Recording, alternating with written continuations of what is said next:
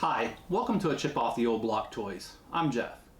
Today we're going to review LEGO set 75290, otherwise known as the Mos Eisley Cantina. This set I'm in love with. I think it's a great set. It's so large it's hard to fit into the whole entire screen, but we'll do some close-ups here in a minute. What I want to do is go over our four basic things we always go over, and that is value, creativity, and playability, and how easy it is to build. So let's start off with value. This set, it does retail for $349.99. That is a lot. And there are a total of 3,187 pieces. So it is slightly below the 10 cents, higher than the 10 cents mark per piece. Which, normally I would ding it a little bit for that. But I also take in consideration what you're getting here. Well, you're getting the Cantina, which we're going to fully review. And there's 21 minifigures. And not only are you getting the Cantina, but you're getting this offshoot building, you're getting a land speeder, and a little transportation pod for Greedo. So that, I give it a 10, even though it is slightly higher than the 10 cents a piece. Now, the creativity, that's a 10. This set is just awesome. Now, first of all, it comes with the minifigures. This set comes with 21 minifigures. You've got 2 Stormtroopers, R2-D2, C-3PO, Luke Skywalker, Obi-Wan Kenobi, Han Solo, Chewbacca. You got the 3 musicians. You've got Hammerhead, and you've got the 2 guys that were involved in the altercation with Obi-Wan and Luke Skywalker. You've got a spy, a Jawa. You've got Bosk here, and you've got Greedo inside of his little pod here.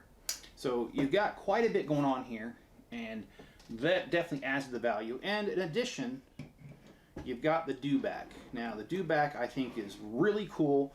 They were shown the movie very briefly, and in the original movie, they were just kind of a hazy shot. But in the re-release of A New Hope later on, they were actually more in the movie, and only for a few seconds, but they were more active and more animated. Now, let's go over the building here. I know you can't see the whole entire building in this shot, but I wanted to get close enough to show some other things. That's why I did that. Well, let's start off with the main building. The main building, well, first of all, it disconnects from the outcrop building, which we'll talk about here in a minute. And this piece removes so that this can open up. And I really like this set in that they basically thought of everything, in my opinion. And of course I'm having trouble opening it. There we go. Not without taking it apart, right? So what you have here on this side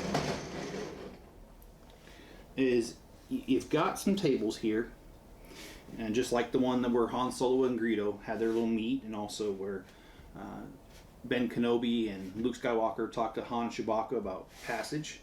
You've got the stage here for the musicians. Now, this particular set only came with 3 musicians, and there were far more than that. I believe there was like 6 or 7 in the movie.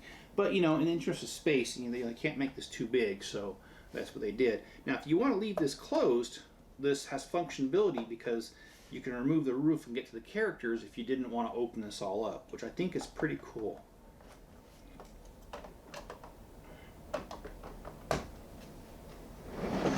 And then we've got the bar itself. The bar itself, I think, looks really close to what the movie looked like, at least as far as LEGO could get. And then you've got more booths over here. And then the part that I like, which, there's many parts that I like, but I like how realistic they try to get it. And I'm going to try to flip this around so you can see this.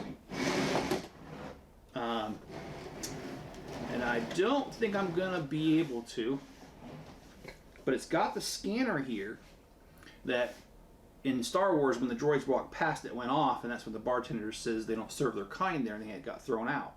I love that how they have that there. I also like the realism of the doors. These doors are pretty dang cool. And there's two of them. There's a front entrance, the main one, and then there's the, side or whatever you want to call it. I also like how they didn't just leave it to the building itself.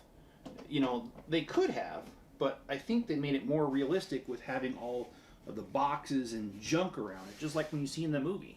So I thought that was cool. And these are supposed to be moisture collectors here, and I love how they have those. I love the little rings they have everywhere for people to park their different animals. And if you know Star Wars, you know that there's all kinds of animals and beasts of burdens that are a part of that. So I thought that was pretty cool. And then I also like how there's a spot for the dewback, a little watering thing, and a little, I guess he ate something because the bone's left over, but I'd imagine something this big could devour the bone as well. But I think it's pretty cool. You've got all these things, and I love how it snaps back together. So if you want to keep it together, you do that, and then you just simply stick this piece on there, and there you go. And then we have the outbuilding. And this is what I love. First of all, the bar's a seedy place. We all know that. You've seen the movie. And, Obi-Wan Kenobi's line that you won't find a more treacherous hive of scum and villainy. I love how he says that. And then you got the bar, and you got these shady characters, and then they include this. This here, if you look at it, it looks just like a thieves' den. I mean, basically, inside here you got all these tools to remove things. You've got some parts they've stolen here, some parts in here. So basically, this is a thieves' den in my opinion, and I love it. And I also love how, once again, they provide a door, just like the one in the cantina.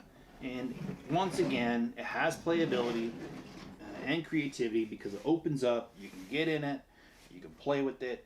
I really like it. I like how it can attach and detach really easily because these two clips. And that does lead to playability. Playability is a 10. I can't give it any less than 10. Don't want to give it less than a 10. You've got all these things I've talked about. The junk on the outside. You've got all the different booths to put the people in. You've got the 21 minifigures. You've got functioning doors.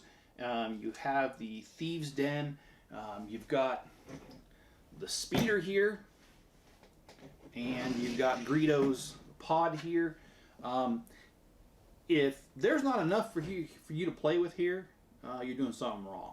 There's just so much here. And also, take into account that over the years, Star Wars' Legos have, been released. Things like the Jawa Sandcrawler.